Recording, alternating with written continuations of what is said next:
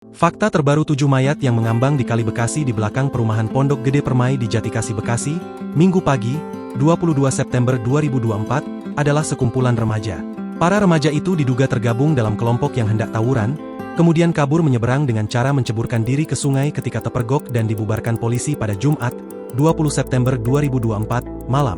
Informasi yang dibagikan netizen Muhammad Aspi 21 di akun Instagram Bekasi 24 jam pagi ini menyebutkan, jumlah korban yang tenggelam sebenarnya mencapai 9 orang. Remaja-remaja tersebut diduga warga Cimuning, Setu dan sekitarnya.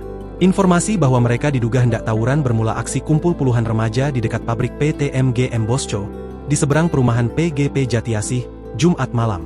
Total ada sekitar 25 anak motor. Mereka diduga hendak tawuran dengan remaja Cikunir dengan membawa senjata tajam.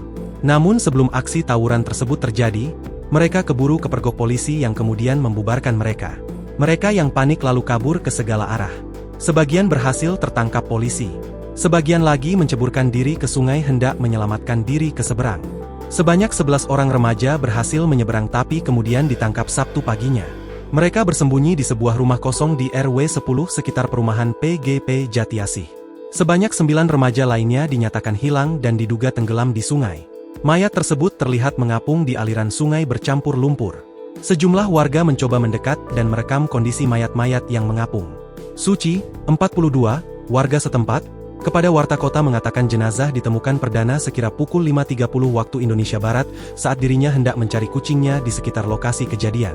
Awalnya ia mengira melihat di kali tersebut berupa sejumlah sampah kasur yang mengapung. Namun ketika dipastikan kembali rupanya mayat manusia.